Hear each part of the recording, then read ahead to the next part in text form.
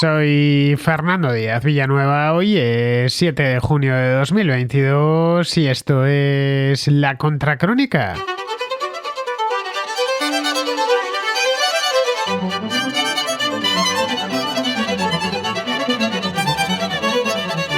Las señales están ahí para quien quiera verlas. La inquietud en la bolsa es evidente, la inflación se ha disparado y la banca central sube los tipos de interés con intención de contenerla. No toda la banca central, el Banco Central Europeo todavía no se ha decidido. Bueno, lo ha decidido, pero todavía no. Es decir, lo hará cuando crea conveniente el mes próximo o quizá el siguiente. Para colmo de males, la invasión de Ucrania se ha convertido en una guerra de posiciones que promete alargarse durante mucho más tiempo. Todo esto en medio de problemas que ya estaban ahí antes, como consecuencia de la pandemia. Son muchos los economistas que advierten que la recesión está a la vuelta de la esquina. El sentimiento en el mercado es que todo va a ir a peor, que hará falta un ajuste drástico y que eso traerá una crisis, a pesar de que, si nos fijamos en variables como el mercado laboral, no parece que las cosas estén tan mal. El Banco de Inglaterra, que el mes pasado subió el tipo de interés hasta el 1%, advirtió la semana pasada que no elimina la posibilidad de que la inflación supere holgadamente los 2 dígitos, y eso este mismo año, antes de terminar 2022. La economía de China, la segunda mayor del mundo, no atraviesa por su mejor momento a causa de los persistentes problemas con su sector inmobiliario y por el empecinamiento de su gobierno con la política de COVID-0, que ha mantenido confinadas varias ciudades chinas durante las últimas semanas. Tal y como vimos en la Contracrónica hace nada, el mes pasado, si China se constipa, toda la economía mundial lo nota inmediatamente. Pero la economía mundial tiene sus propios problemas, aparte de China. La guerra en Ucrania ha puesto en serios apuros la cosecha de cereales de este año. Ucrania es uno de los mayores productores mundiales de grano, como vimos aquí la semana pasada, y este año se prevé que la exportación caiga de forma notable. Esto ya está provocando escasez de alimentos en ciertas partes del mundo, especialmente en el mundo en desarrollo, y ha tirado hacia arriba el precio de los alimentos en todo el planeta. Este mismo conflicto bélico en el este de Europa está teniendo también un efecto devastador sobre los precios de la energía. Tanto el gas natural, desde el año pasado ya, antes de que empezase la guerra en Ucrania, pero claro, cuando empezó a finales de febrero, pues el precio se ha disparado porque Rusia es uno de los principales exportadores de gas natural del mundo, y no solo, el petróleo también, están en máximos empujando la inflación hacia arriba. Si nos guiamos por lo que sucedió en otros momentos de la historia reciente, una subida de los precios tan acusada como la que tenemos ahora mismo sugiere que nos encontramos cerca de una contracción general de la economía a escala global, estoy hablando. Tanto en Estados Unidos como en la Unión Europea, cada recesión ha venido precedida de un incremento desmesurado de los precios. Sucedió, por ejemplo, en los años 70, sucedió en el año 2008, antes del estallido final de la burbuja de crédito que alimentó la otra burbuja, la inmobiliaria, y podría suceder también ahora, que esta escalada de precios que estamos padeciendo en Europa, en Estados Unidos, en Canadá y en otras partes sea la antesala de una recesión. Pero predecir las recesiones y sobre todo su intensidad y su duración es muy complicado, ya que son muchos los factores en juego. Históricamente los bancos centrales se han demostrado además muy poco hábiles para hacerlo. Tienen la costumbre de negar la realidad hasta que es demasiado tarde. Y claro, sucede que la realidad les termina pasando por encima. Luego ya cuando deciden actuar, lo hacen con titubeos. Saben que tienen que subir los tipos de interés para poner freno a la inflación, pero si los suben demasiado temen que eso empeore la situación. Pues bien, en esas están ahora mismo. Se han decidido ya hacer algo que tendrían que haber hecho hace un año, pero no saben muy bien hasta dónde tienen que llegar.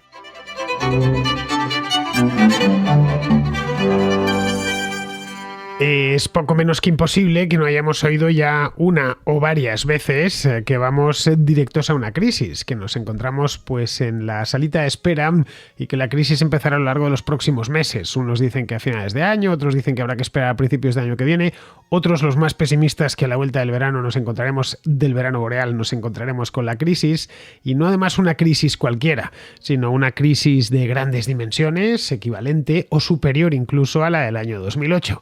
Ya sabéis sabéis que el mundo está lleno de agoreros que no solo predicen las catástrofes, sino que además las detallan con meses o con años de antelación con gran lujo de detalles. A mí es algo que siempre me ha llamado mucho la atención. A ver, esto no es que lo diga nuestro vecino, es que es algo que está tan en el ambiente que hasta esos futurólogos, que no suelen dar una, se hacen llamar economistas, están empezando a señalar la posibilidad de que en cuestión de unos meses estaremos ya en crisis y por lo tanto hay que prepararse, nada más. Esto lo habréis escuchado a través de televisión, en redes sociales, en los periódicos, que algunos, no todos, pero algunos economistas sí están dando la voz de alarma. Cuidado, que las cosas están mal, podrían estar peor, esta inflación no es normal, a pesar de que casi todo el mundo tiene trabajo, especialmente en Estados Unidos o en otras economías desarrolladas, no hay que llevarse a engaño. Los fundamentales, que dirían, pues no están muy bien y esto nos puede llevar de cabeza a una crisis. También apuntan hacia esa posibilidad, y a estos me los creo más que a los economistas, los empresarios, que suelen ser los primeros en ver las orejas al lobo, no por nada, sino porque son los saben de primera mano, son los primeros que están frente a la economía, saben de primera mano lo que les cuesta mantener su empresa funcionando. Tienen que comprar, tienen que vender, por supuesto, y eso les lleva a saber solo los precios de los insumos que necesitan para producir, ya les dan bastante información. Si miramos, por ejemplo, en Google Trends, algo que hago yo bastante a menudo para saber cuáles son las tendencias, qué es lo que interesa y lo que no interesa, es una herramienta fabulosa de la que he hablado aquí en muchas ocasiones y a la que me declaro, no sé si adicto, pero sí al menos muy aficionado. Bien, pues si en Google Trends buscamos el término recesión, nos encontraremos con que se busca hoy mucho más, muchísimo más que hace un año o que hace solo 3 meses. Hace 3 meses apenas había preocupación. Hay que irse al mes de febrero y a partir de ahí la cosa empezó a calentarse, alcanzó un pico en mayo y ahora parece ser en los últimos días que ha remitido un poco, pero claro, no nos garantiza que la cosa vaya a más a lo largo de los meses de junio, julio, agosto. Vamos, que la palabra recesión hace un año no hablábamos de ella, al contrario, era la gran recuperación, recordémoslo, que estaba todo perfecto, hablaban ya de los felices años 20. Y años 20 están siendo, lo de felices no tanto, esa es la verdad, lo que viene a demostrar que la historia no se repite, simplemente a veces ni siquiera rima. Esto no lo habréis escuchado alguna vez, no, la historia no se repite pero rima, a veces rima, otras veces no rima absolutamente nada. Pero bueno, el hecho es que empieza a haber cierta preocupación y la verdad es que no es para menos. Desde hace 3 o 4 meses todas las noticias son malas o a veces son incluso peores que malas. Tenemos la guerra en Ucrania, de la que aquí en la Contracrónica he hablado mucho y seguiré hablando mucho, que lejos de acabarse pinta que va para largo. Esto en principio no iba a ser una guerra, iba a ser, bueno, como lo siguen llamando todavía los rusos, una operación especial en Ucrania que iba a durar pues un fin de semana o poquito tiempo, una semana como mucho. Luego se pensó que Ucrania se tendría que rendir a lo largo del mes de marzo porque no podría resistir y en fin, que llevamos ya 3 meses y pico y ya digo, la cosa va para largo, se ha concentrado la guerra en la zona oriental del país, el Donbass y alrededores, y ahí se mantiene. Esto no sabemos cuánto va a durar, pero desde luego no se va a acabar mañana ni pasado mañana. Luego tenemos también los problemas que traemos del año pasado, como por ejemplo, y que he tratado aquí, algunos del año 2020 incluso, que he tratado aquí bastante en estos 2 últimos años, como el atasco en la cadena de suministro, por ejemplo, los problemas que hay en los contenedores, los problemas que hay en las rutas marítimas, etcétera, la escasez de camioneros incluso, recordad aquellos programas que hice sobre este tema, también la escasez de semiconductores o los cortes en la producción en China, pues todo esto se mantiene o incluso han empeorado en algunos casos. Luego, para colmo de males, y esto ha sido lo que ha venido a dar la puntilla a la economía internacional, la energía está más cara que nunca, la energía en general. Encender la calefacción en invierno, pues lo hemos experimentado en el hemisferio norte a lo largo de los últimos meses, ha sido más caro que nunca. Ahora mismo viajar en automóvil de un sitio a otro pues también se ha convertido en toda una experiencia de gasto, un auténtico lujo, es pasar por la gasolinera, ¿no? Leía el otro día un chiste en Twitter que me hizo mucha gracia, que salía un chico a una chica diciéndole, no, la chica al chico le decía, quiero que me lleves a un sitio caro, y el otro le llevó a una gasolinera. Pues la verdad es que estaba muy bien tirado ese chiste porque porque puede ser probablemente el lugar más caro de toda la ciudad. Las gasolineras está más cara que nunca, en definitiva. No es nada que, no solo en España, en todos los países del mundo. En algunos lugares como Francia o Alemania, que ya era carísima la gasolina, pues se ha puesto directamente prohibitiva. Bien, lo mismo sucede en el caso de que queramos encender el aire acondicionado, ahora que viene el verano y los calores, pues vamos a tener que vigilarlo mucho porque el aire acondicionado consume muchísima electricidad. Vamos, todo esto lo comprobamos personalmente cuando nos llega la factura de la luz a final de mes o cuando tenemos que llenar el depósito de gasolina. El remate es la inflación y es lo que más preocupada tiene a la gente. La inflación es el impuesto de los pobres. Supongo que lo habréis escuchado alguna vez eso de esto es el impuesto de los pobres. Y es que es la verdad, es el impuesto de los pobres. Algo que o si no de los pobres, sí, de los pobres y de la clase media, es decir, de la gente que vive de un salario, ¿no? Es algo que nos está empezando a hacer la vida imposible. Tanto a este lado como al otro lado del Atlántico. En Estados Unidos, en Europa o en el Reino Unido, no nos acordamos de la última vez que la inflación fue tan alta. Esa es la realidad. Tendríamos que irnos pues a gente que tiene ya cierta edad. Yo creo que solo los mayores de 60 años, es decir, los que tendrían a finales de los 70, unos 20 aproximadamente, sí, los nacidos a finales de los 50, principios de los 60, bien, que están hoy ya, pues obviamente cerca de la jubilación, son los únicos que recuerdan haber visto una inflación de 2 dígitos. En Europa, en Estados Unidos, en ambas economías, esas inflaciones se abandonaron a principios de los 80 y no se han vuelto a ver. Fue en los años álgidos, fueron el último lustro de los 70, en un mundo muy diferente al actual. Bien, esto está ocasionando, como no podía ser de otra manera, malestar general, porque vemos cómo en la cesta de la compra cada vez hay menos productos por el mismo dinero. Y eso genera mucha frustración. Cualquier persona que dice, pues yo compraba por 50 euros para lo que ahora mismo necesito 75 o necesito 70, exactamente la misma cantidad de productos. Esto es algo con lo que bueno, los venezolanos o los argentinos o los turcos, por irnos más cerca de España, en Turquía está, lo leí ayer, la inflación está en el 73% ahora mismo. Bien, pues los argentinos, venezolanos o turcos están familiarizados con esto. Desgraciadamente es así, pero no los estadounidenses o los europeos. Varias generaciones de norteamericanos y europeos están descubriendo por primera vez en su vida la inflación y se están dando cuenta de lo francamente desagradable que es. Bien, a cambio podríamos decir que el mercado laboral funciona, y esa es la verdad, funciona. El desempleo está en mínimos en Estados Unidos, desde luego, también en otras economías europeas, como por ejemplo puede ser la alemana, incluso en países como España, donde la tasa de desempleo es tradicionalmente muy alta por la rigidez del mercado laboral y la gran cantidad de cargas sociales que se amontonan sobre los salarios, pues incluso en España el empleo no está mal, y bien que saca pecho el gobierno después de haber escondido, eso sí, un montón de parados entre los fijos discontinuos, pero aun con esas, el empleo no parece que vaya mal del todo.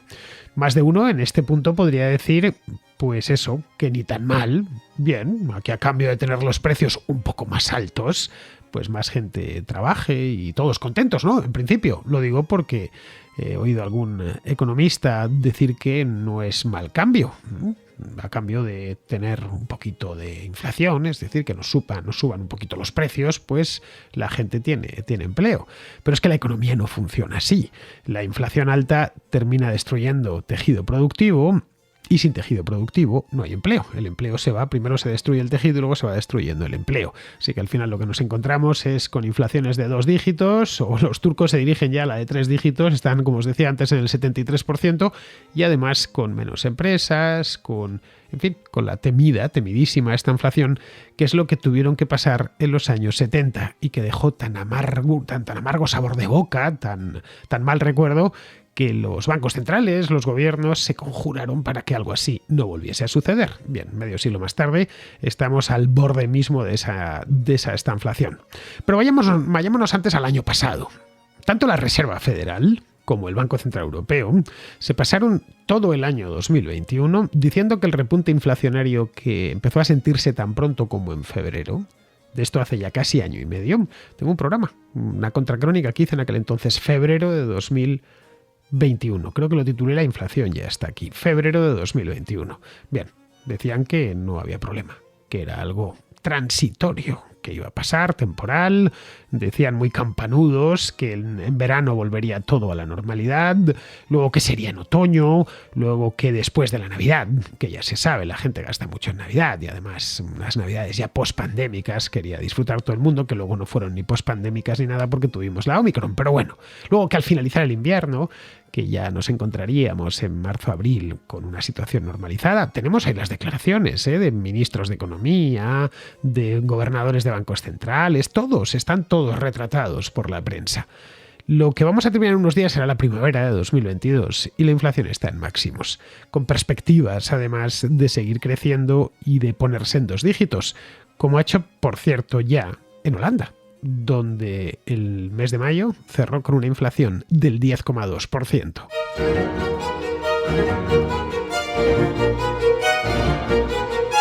A estas alturas y muy a su pesar ya no pueden seguir negando que hay demasiado dinero en el mercado y que se necesita una política monetaria más estricta.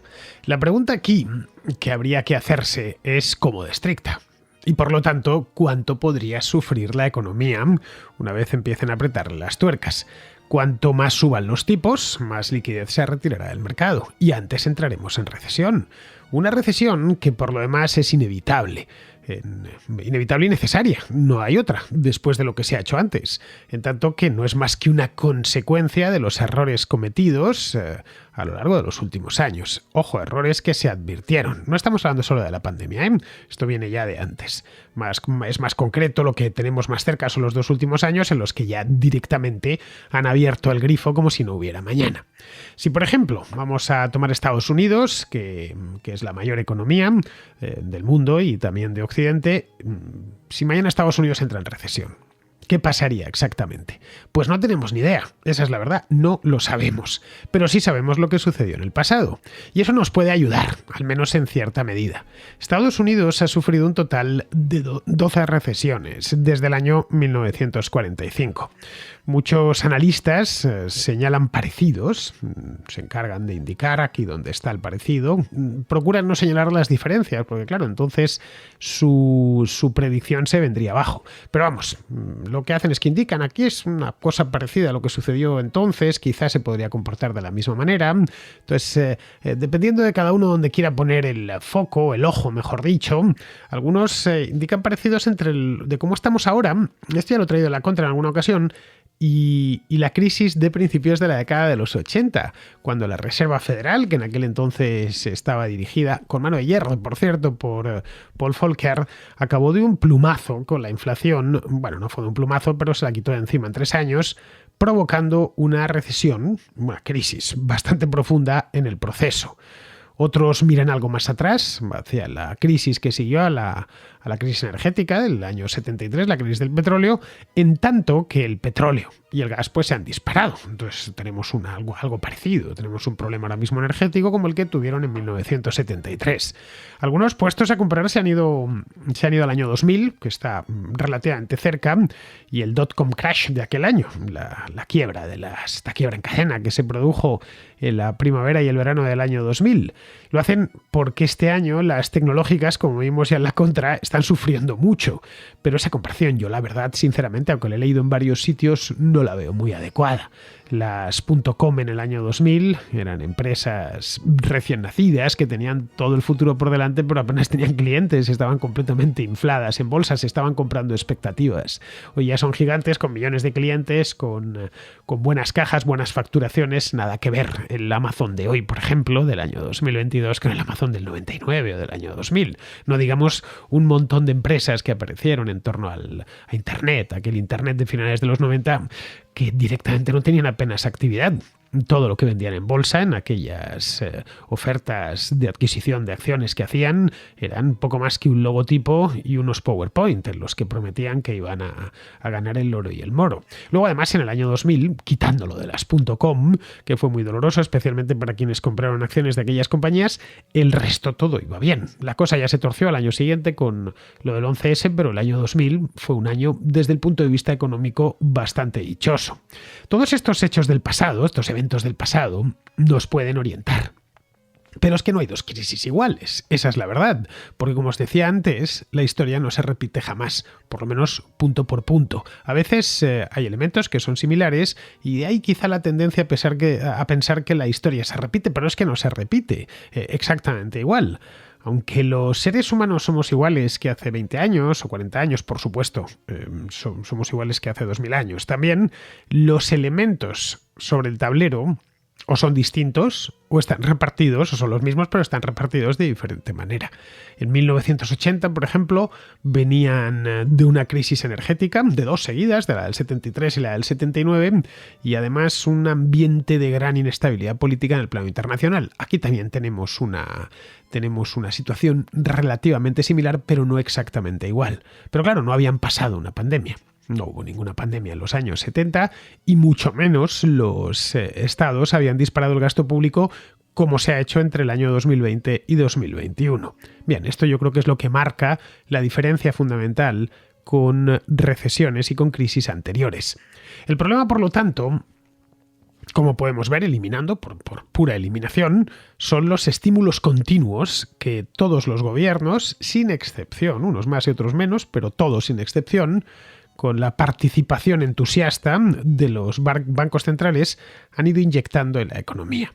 Estamos hablando de miles de millones de dólares en menos de 2 años, que se han canalizado o bien directamente mediante subsidios, en Estados Unidos cheques que enviaba el Estado al Estado federal o los Estados federados que enviaban a casa de la gente, o bien indirectamente a través de programas muy ambiciosos de gasto público, que se justificaron en su momento porque había que mantener la actividad como fuese. Si no, pues nos íbamos a encontrar ante un parón repentino y esto iba a ser poco menos que los Juegos del Hambre. Bien, quizá aquello pudo tener explicación en los 3 primeros meses, recordemos, del mes de febrero-marzo al mes de mayo aproximadamente, cuando estábamos todos realmente muertos de miedo porque no sabíamos lo que teníamos delante. Pero una vez concluidos, hace ya 2 años, principios de junio de 2020, ya no tenía sentido seguir monetizando deuda como posesos, que es exactamente lo que hicieron. Recordemos que Joe Biden llegó al poder en enero de 2021 y lo primero que se sacó de la manga fue un nuevo plan de estímulo, mayor que los anteriores, porque había que mantener la economía, pero sí, la pandemia ya, lo más duro, había pasado con creces en enero de 2021. Pero bueno, él vino con esa idea. Para los políticos aquello era algo parecido al paraíso en la tierra. Emitían bonos y corría al Banco Central a crear dinero para comprarlos. Todos contentos. Los políticos porque tenían para gastar y clientelizar a sus votantes. Los ciudadanos porque, en fin, a muchos les caía dinero directamente y otros sospechaban que algo les caería. Y los bancos centrales porque, además de estar a buenas con los políticos, cosa que les ha gustado mucho de siempre a los gobernadores de los bancos centrales, porque a pesar de esa expansión monetaria tan brutal como insensata, los precios se mantenían más o menos planos. No había ningún problema. Durante unos meses, entre 2020 y 2021, creyeron haber encontrado la piedra filosofal, esta de los alquimistas antiguos. Podían convertir cualquier cosa en oro sin esfuerzo y sobre todo sin consecuencias. Bueno, así de contentos se les veía en aquellas cumbres internacionales que montaban a través de videoconferencia. Se sentían heraldos de una nueva era en la que habría fondos ilimitados para gastar, precios estables y empleo por doquier. Esto era el ambiente en el que estaba esta gente. No hay ningún problema. Podemos además hacer todo tipo de sacrificios, porque como tenemos la piedra filosofal, ¿qué hay que hacer? ¿Dejar de quemar petróleo porque emite CO2? Pues se deja, no hay problema. ¿Qué hay que hacer? ¿Gastar tanto dinero? ¿Cerrar las centrales nucleares? Pues se cierran. Pero si hemos encontrado un medio de que todo vaya bien, simplemente los estados emiten deuda y nosotros creamos dinero para comprarla. Y mirad, no está pasando nada, al contrario, está todo el mundo contento. Bien, en esas estaban hace un par de años. El año pasado descubrieron, a finales ya, que su piedra filosofal era un pedrusco sin valor alguno que tenían colgado al cuello y que cada vez les pesaba más. Bien, pues ahora estamos en estas. No saben realmente lo que van a hacer, más allá de ir subiendo los tipos para desanimar el gasto, encarecer los créditos y ralentizar la demanda. Esto y acabar con las compras indiscriminadas de deuda. a la que, por cierto, le pusieron el piadoso nombre de flexibilización cuantitativa, quantitative easing. Os lo contaba ayer en una La Contra que hice por la calle. Esto se lo pusieron ahora, esto se lo inventaron durante la última crisis. Ya sabéis, cuando se tienen que emplear eufemismos es que están hablando de algo muy malo. El temido tapering, vamos, que tendrán que llevar a cabo sí o sí por más que se resistan ahora. Cuando eso suceda, y sucederá este mismo año, porque la cometa ya no tiene más hilo, entraremos en recesión. No tenemos ni idea de cómo de dura será ni cuánto durará. Ambas cosas dependerán de lo dispuestos que estén a dejar que el mercado se ajuste solo y de manera natural. Las cosas desagradables es mejor hacerlas rápido y del todo. Tirarse a una piscina de agua helada, por ejemplo, si tenemos que hacerlo, pues es mejor que lo hagamos de un golpe y sin pensárselo mucho. Lo otro sería ir metiendo poco a poco los pies, primero los dedos, luego los pies, las piernas y el resto del cuerpo. Entre medias, y como lo estamos pasando mal, pues es posible que nos echemos para atrás y no nos decidamos a sumergirnos, que era, por cierto, el objetivo inicial. Pues lo mismo sucede con esto. Si se tienen que subir los tipos, cuanto antes lo hagan, mejor para todos. Quebrarán las empresas que tengan que hacerlo. Su negocio era simplemente inviable, mejor dicho, solo parcialmente viable con el precio del dinero por los suelos, o con estímulos y subsidios. A los gobiernos les forzará a reducir el gasto, cuadrar las cuentas y acometer las reformas que han pospuesto porque el Banco Central les estaba regalando el dinero. Será duro, eso es indiscutible, y lo pagará la gente del común, no los políticos y banqueros centrales, que una vez más nos han metido en esto, pero es inevitable que suceda. Ellos se irán, naturalmente, con pensiones de lujo, se retirarán a su casa de los Alpes o a donde sea y lo terminaremos pagando, ya digo, la gente del común, vosotros y yo, en definitiva. De lo contrario, pues tendremos que aprender a vivir con una moneda inflada y depreciada, de estas que cada vez valen menos. Nos cuesta mucho salir adelante cada día, muchas horas de trabajo y renuncias personales, por lo que es natural que aspiremos a convertir esas horas y esos sacrificios en dinero de verdad, que guarde bien el valor de nuestro esfuerzo. La soberanía monetaria no es que los estados gasten sin medida. No es eso, no consiste en eso, sino en que el fruto de nuestro trabajo se transforme en una divisa fuerte. Esto algunos lo han olvidado. No sé, quizá la crisis, que seguramente dé comienzo en los próximos meses, se lo recuerde. Vamos con la contrarréplica. Empezamos con Marisa, que es de Chile y que nos regala una reflexión sobre el desarrollo de los acontecimientos en Uvalde antes de la matanza. Un saludo, Fernando, a ti y a los contraescuchas, también a Eric, que después del programa que hicieron juntos sobre el Quijote, me tienen escuchando los podcasts de Eric sobre el hidalgo Caballero de la Mancha. A raíz del programa de hoy también con Eric, en que hablamos sobre las armas en Estados Unidos y esta matanza última, tengo una reflexión. Me llama la atención que los algoritmos de las redes sociales que silencian rápidamente cuentas políticas que dicen conceptos o palabras que no serían correctos, pareciera que no están reaccionando al que escribe que va a matar a mi abuela, voy a matar a mi abuela o voy a matar a mis compañeros. No lo sé, quizás lo hacen y no se alcanza a reaccionar. No es que yo sea partidaria del control social, pero si se hace el uso para una cosa, ¿por qué no se hace el uso para algo que es más correcto? Ahí dejo mi comentario para escuchar tu opinión. Insisto en que no soy partidaria del control social, pero quizás la tecnología se pueda emplear de una manera más positiva.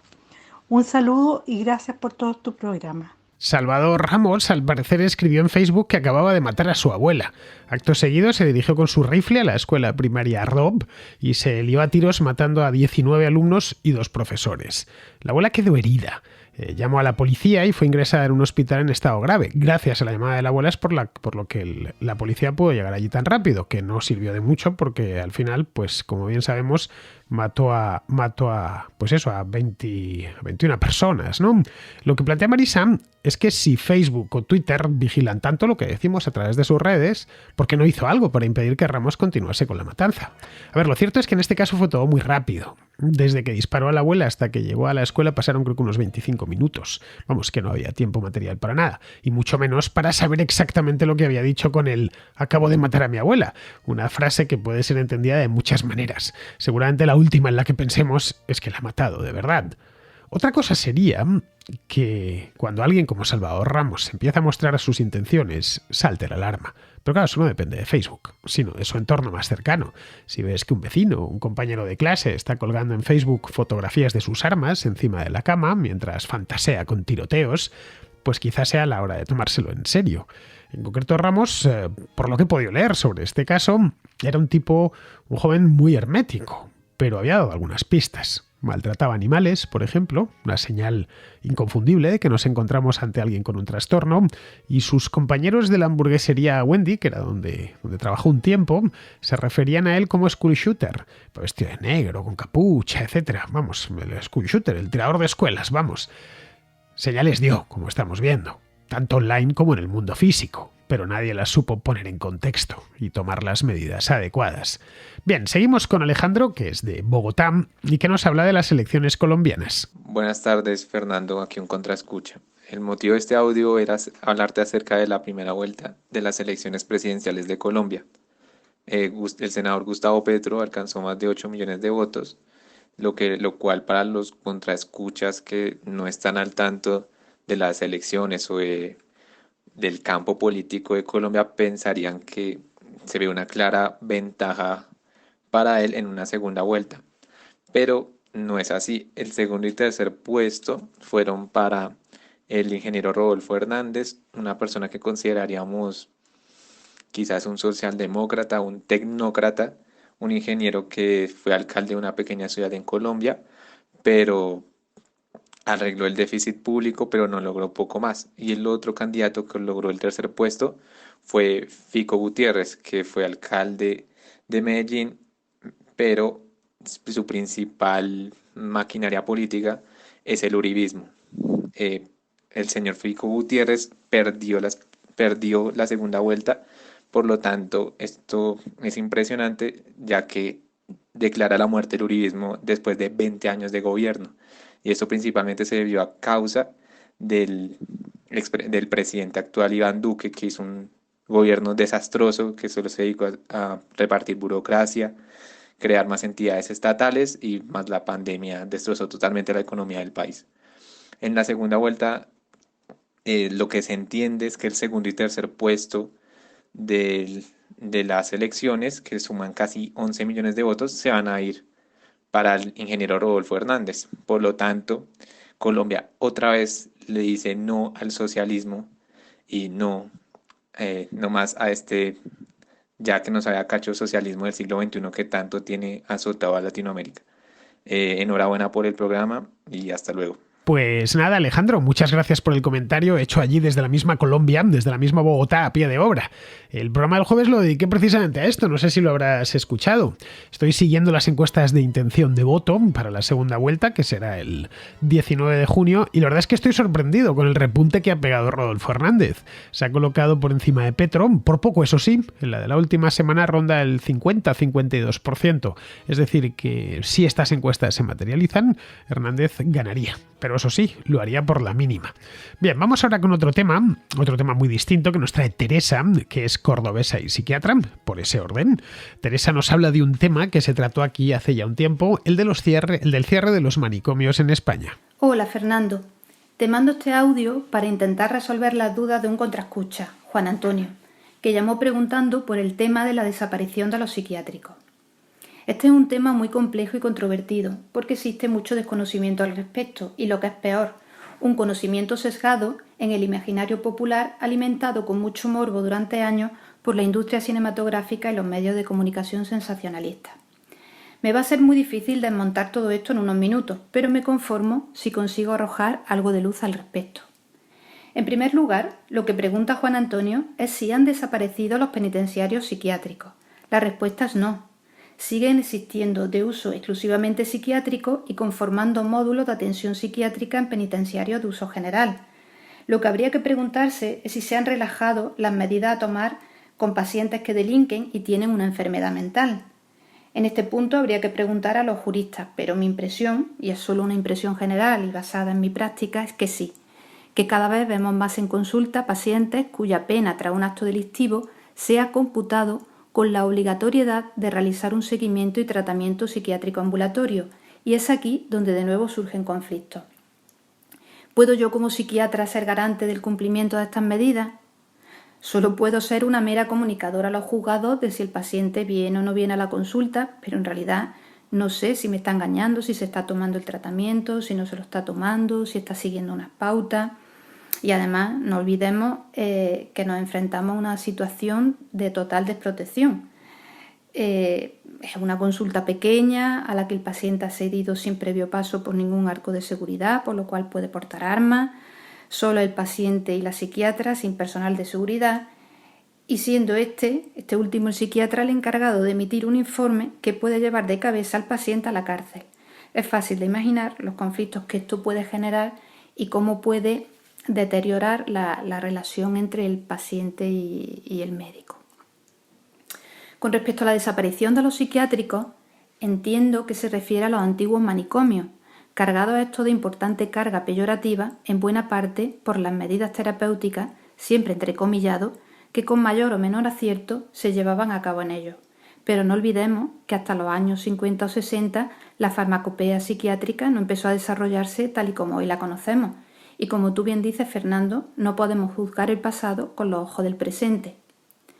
Fueron los movimientos sociales de los años 60 los que hirieron de muerte la institucionalización y los aparatos de control social, y la reforma de la asistencia psiquiátrica avanzó a grandes pasos. Surgieron tendencias participativas que agrupaban a profesionales, pacientes y familiares en la nueva psiquiatría democrática.